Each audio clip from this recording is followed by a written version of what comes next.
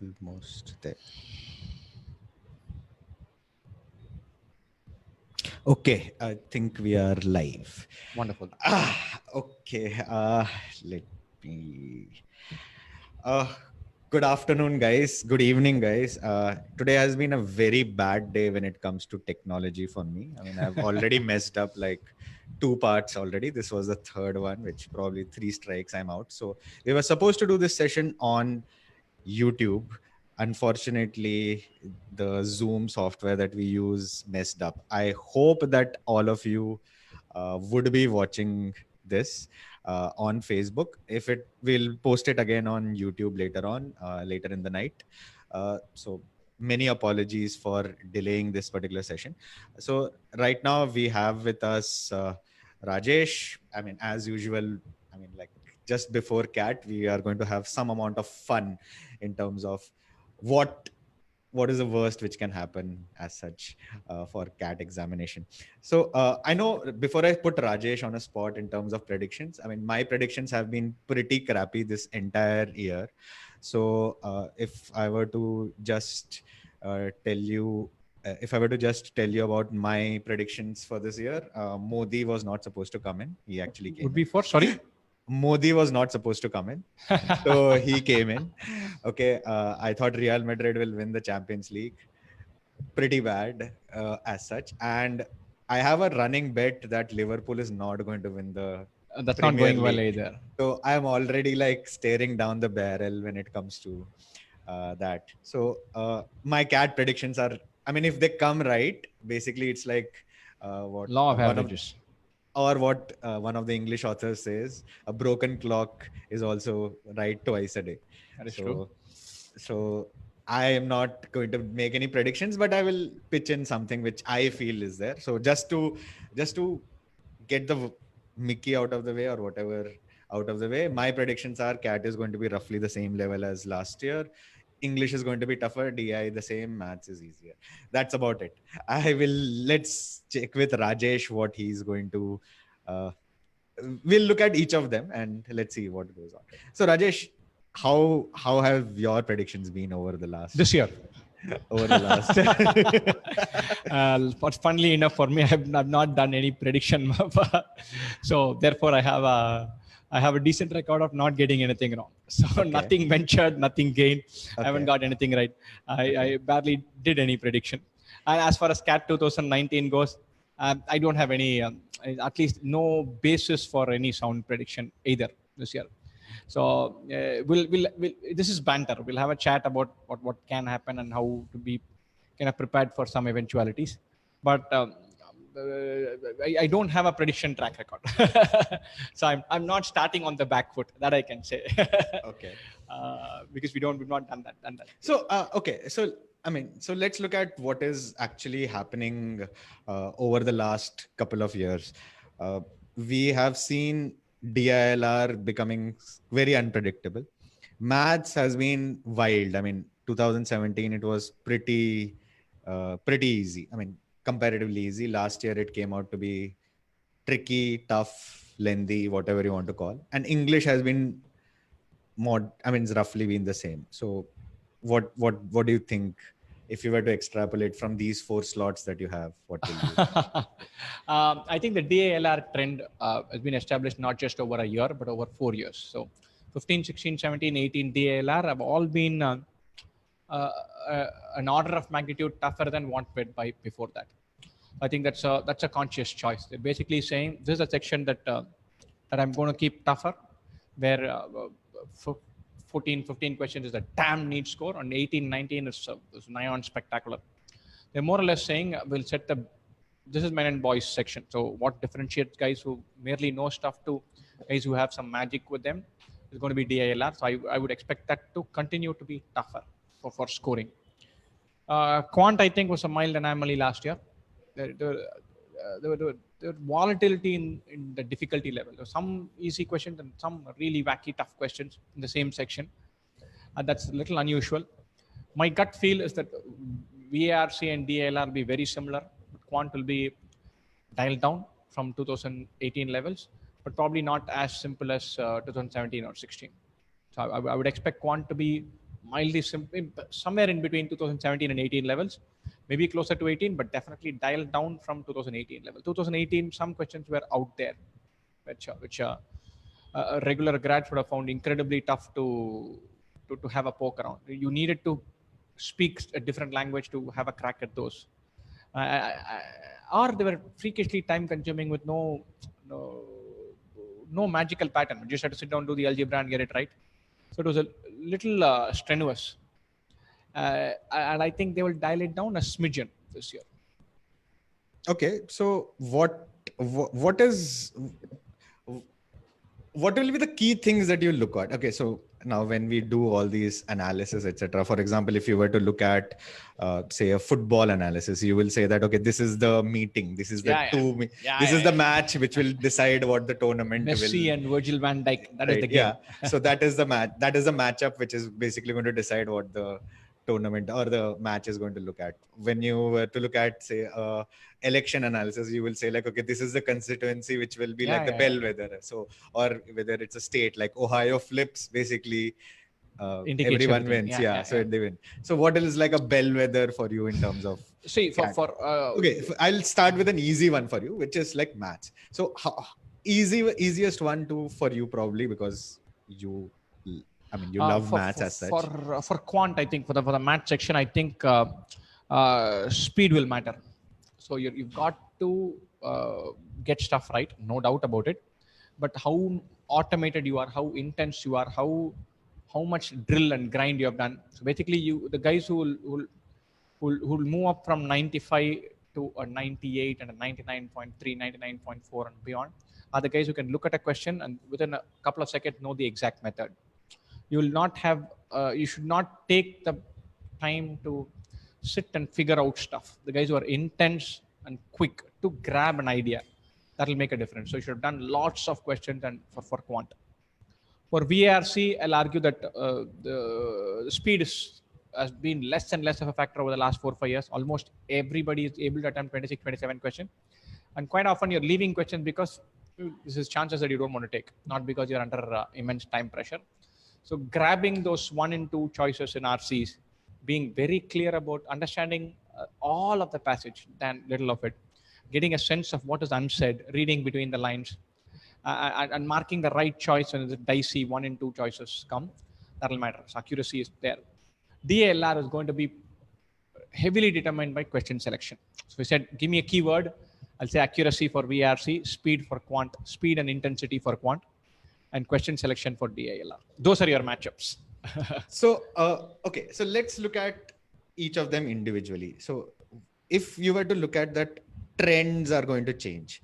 For example, this is going to be completely different than what I have seen earlier. For example, the first time you encountered DILR in the different format, you would have seen that, okay, if these type of questions come up, then basically the rest of the paper is also going to look at this. For an English, if they are going to suddenly increase the length of the passage. Correct. So is there any pointer which you would like to say in terms of like from my side, I would be looking at in English, if they suddenly make para jumbles into a non-theta, I would think that, okay, that's a shift. If they suddenly probably eliminate theta questions altogether from English part, that might be a shift.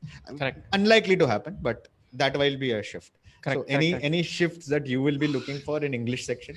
Let's start with English. I haven't. I think it'll be dominated utterly by RC. I don't think there'll be any change with that. There'll be 75% plus from RC. Your para jumbles and sentence eliminations will come in. We might see a return of sentence correction or a little bit of grammar thrown in somewhere. I don't think vocab will feature. I don't think some word usage kind of thing will feature. Analogies, none of that. But I think grammar, the most likely thing to find a re-entry into this thing is some kind of form where they give you 4 sentences and say which 2 are correct, which 3 are wrong, something like that.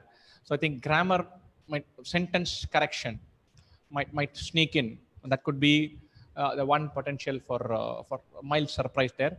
But the cornerstone for VRC is RC, 75% being reading comprehension. I don't think that'll change. I don't think they'll make the passages abstruse or vague. They've dialed down the length and generally difficulty in vocab of passages a lot over the last 4 years, 5 years.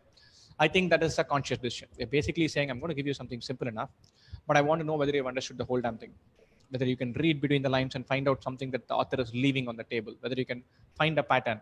I think that's a good way to test. I think they've hit that and they're going to hang on to that.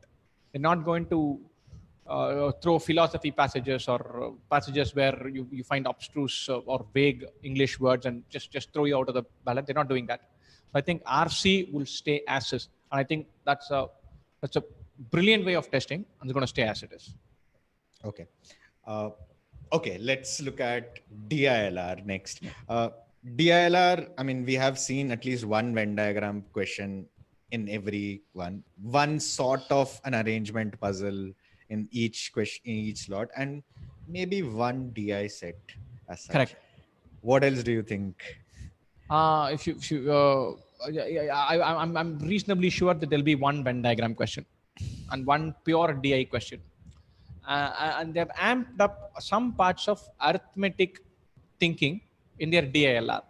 So basically saying you have an intuitive grasp of ratio or proportion, you're going to get lucky with this one. You get averages, you get it. And you get some mixtures and allegations, you're on. So they're taking an arithmetic topic, tweaking 3 bits here, and then creating a puzzle out of it. And I think that is a trend that we have seen in the last couple of years.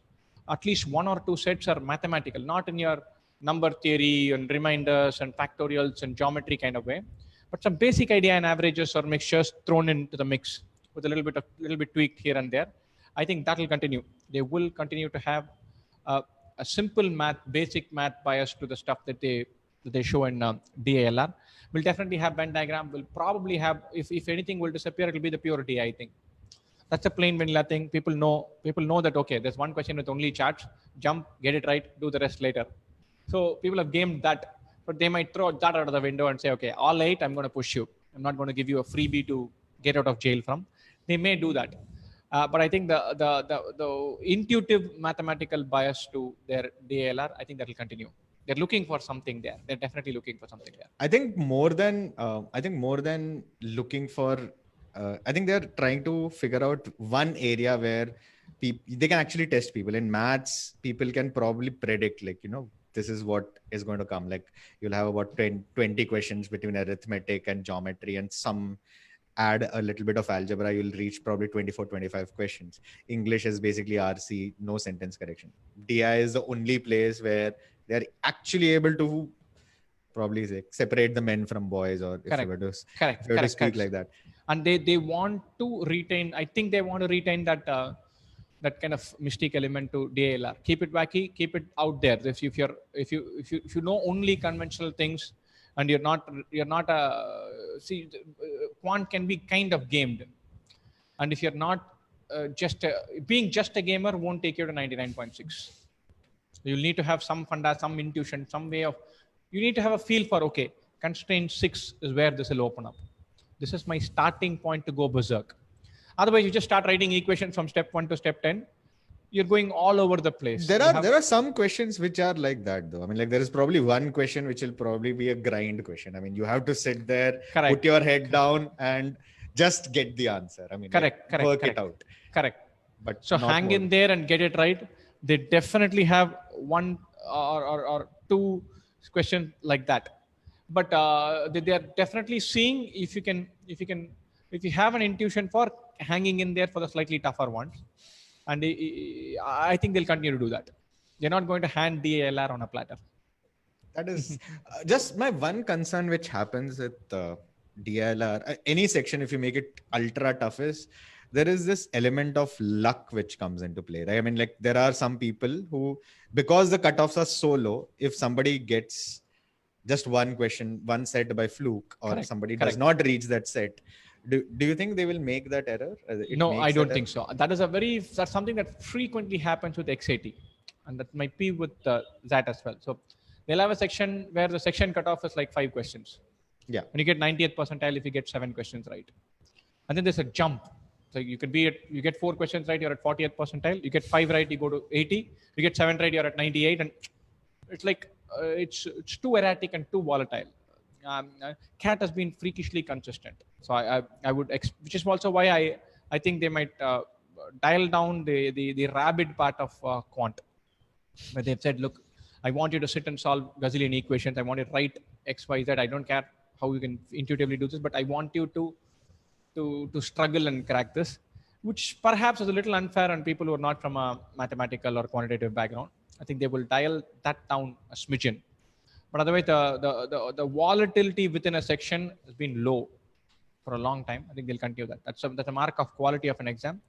Definitely there.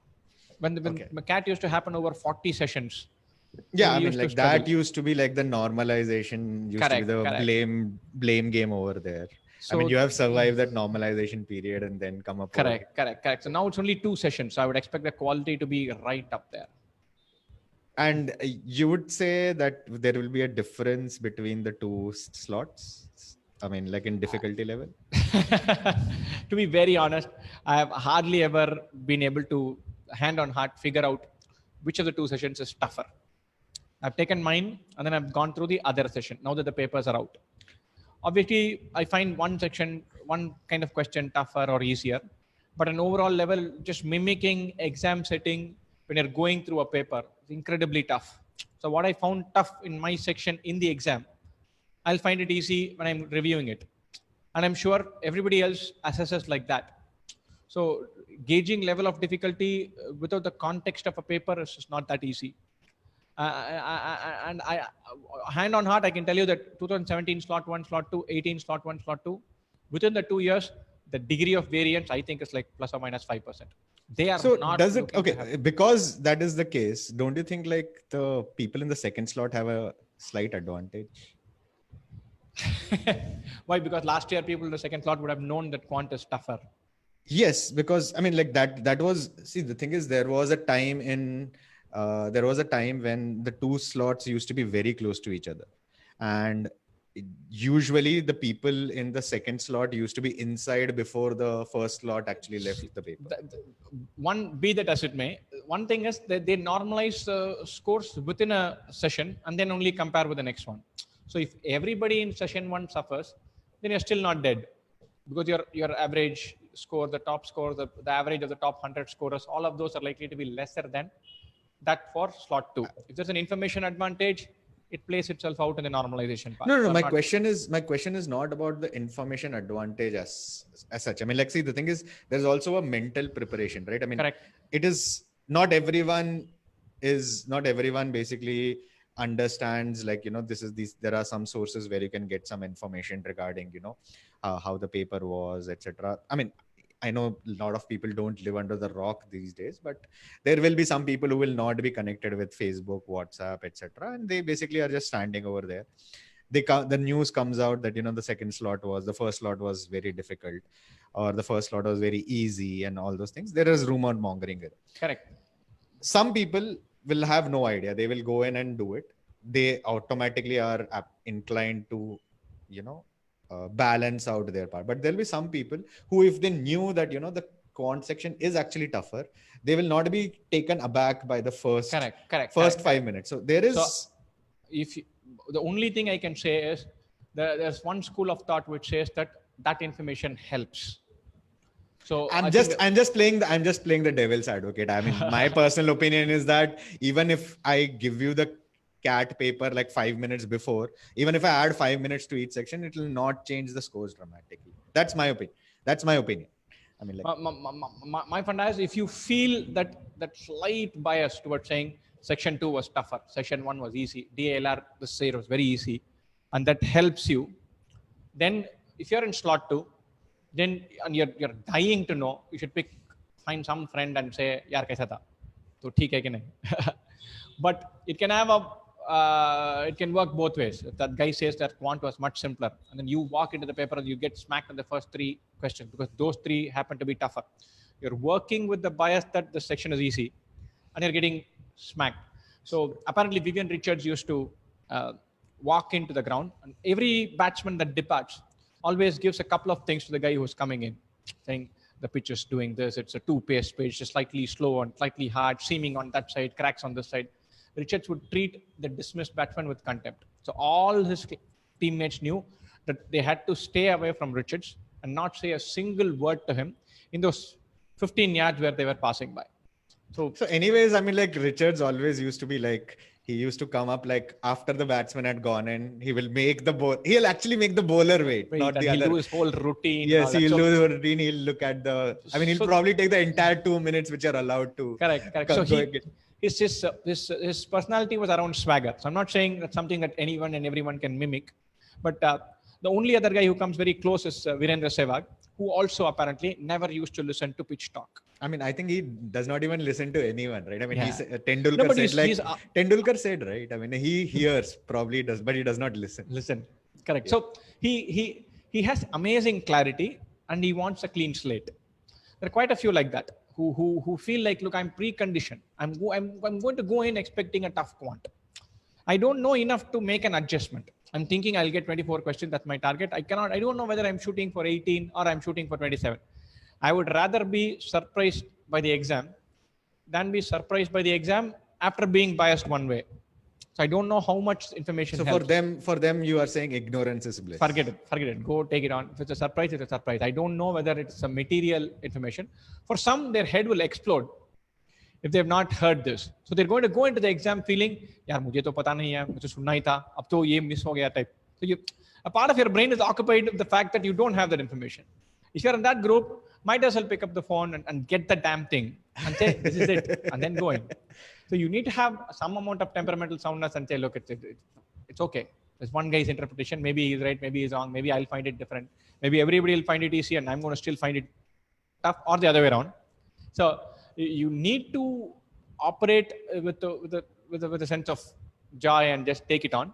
But if you are the kind who's going to mull over it, if you don't have the information, pick up the phone, have that 5-minute chat, get it out of the damn system, done, and then focus on the exam. If you feel that I said nahi farak padne wala hai, chuck it. It doesn't matter. That's actually a nice way of looking at it. One couple of final questions I will ask you before I would like to leave you is, the first part is, I mean, you get out of the paper, okay? How do you decide on what the cutoff is going to be? I generally have a decent sense of how many I've attempted and how well I've done on the paper. I like to make my judgments before talking to anybody else. So I will not take a secondary opinion. I'm not cocky and saying I am the best guy to predict out there, but I'm very worried that if I hear people speaking, it clouds my biases, my own thing. So I want to jot down everything I felt about that. I'll have a benchmark for what I think is a guy who's going to get 100 percentile in each section and a guy who's at 99 and 95. And I'll say, how have those guys done? So I know a guy who's freakishly sharp can get 99 time and time again, 99.9 every time in verbal. I'll be thinking, okay, if you handed this paper to him, is he going to bury this? And likewise for quant, likewise for DALR. And what are they going to get? What is the top 10 going to get in each section? That's kind of the limit of performance in each section. And then dial it down by 20%, that's your 99 percentile, give or take. So I'll mark that down. And then I'll think about, okay, this is the board benchmark for the right at the top.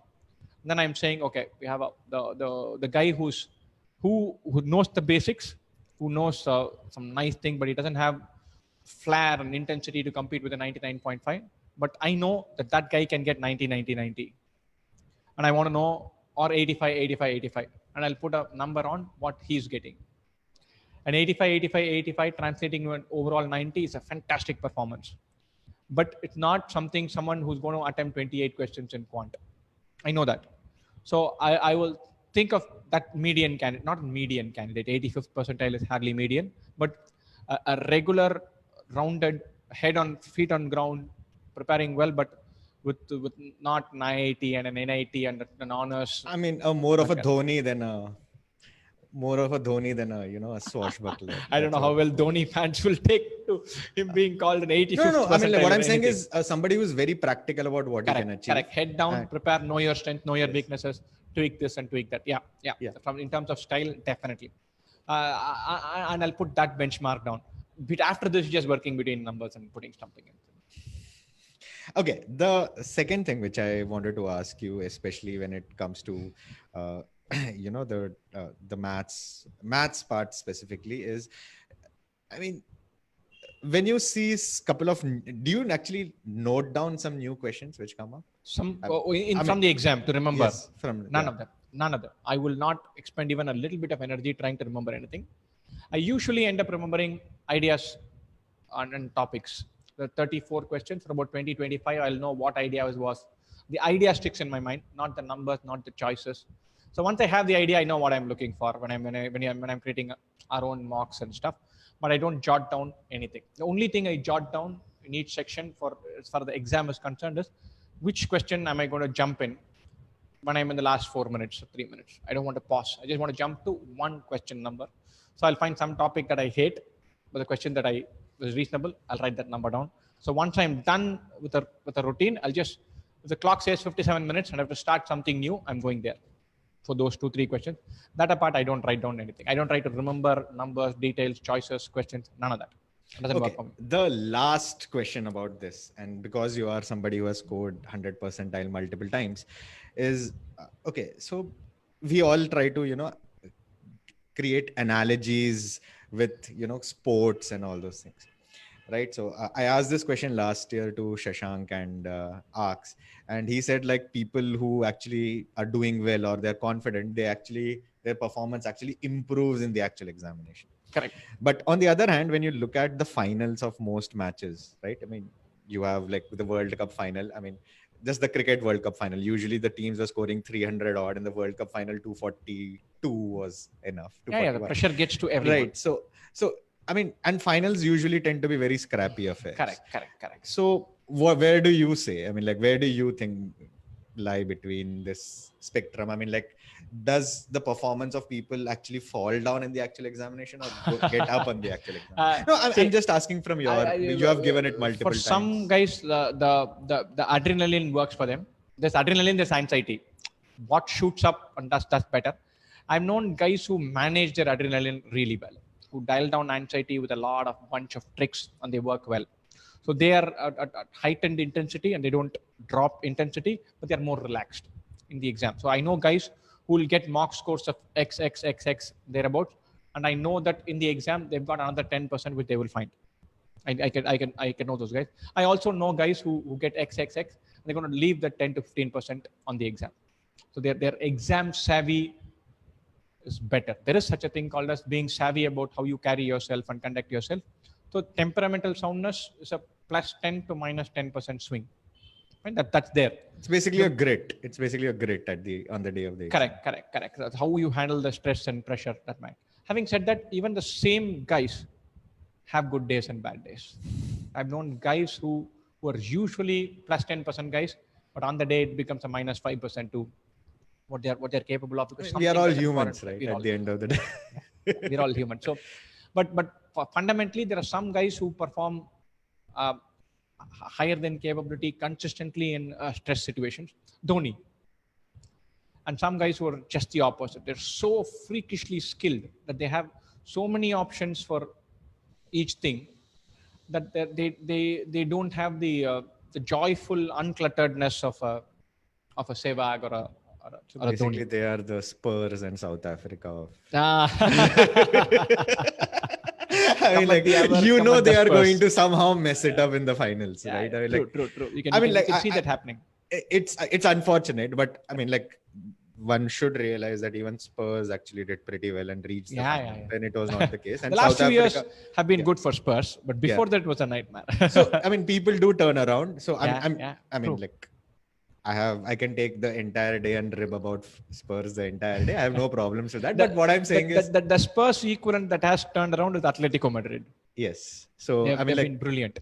yes. So people do turn it around, but I'll leave again the entire session with just one word. I mean, whatever we did, I mean, like with mutual funds, they say, I mean, past Disclaimers. disclaimers. I mean, this is basically at your own risk. Yeah, Whatever we said, we will not stand by anything in the court of law. yeah, true, This true. is this is a health warning. I mean, we just gave us what we thought like would be there. In fact, most of the time Rajesh said. I mean, I just blurted out whatever I came. But this is just a broad understanding of, as Rajesh said, if you know something to hang on to, if it helps you, it'll be very, very, Definitely, definitely. helpful. And As usual. yeah, and I would tell all of you guys to please do subscribe to Rajesh's channel, my channel, everyone's channel, whoever is available over here. And please do join us on Cat Day. We will get Rajesh after he does analysis uh, on his channel. He will join us at around 4:30 India time. We will try to get it on YouTube, but if not on We YouTube, will then get it on Facebook. YouTube. Right? So, yeah. Thanks a lot, Rajesh, Wonderful, for guys. Thank joining you. in. Thanks a lot. Best wishes for all of you guys taking this exam. Yes. Try Yeah. your damnedest to be as relaxed as possible. Feel good. Feeling good on the day of the exam is an immense trick. And so stay hydrated, drink lots of water, feel good. Go in feeling nice. Wear your favorite shirts and t-shirts and sweaters and watches and whatnot. Feel good. Are Do they allowed everything to that you take need to feel watches good. inside? Watches, I think watches are, I don't know. Pata nahi. Whatever they allow to take you, wear your favorite stuff of that. Yes. Have lots of water, feel good. Take an effort to feel good before you go to the Yes. exam. Best wishes, guys. Yes.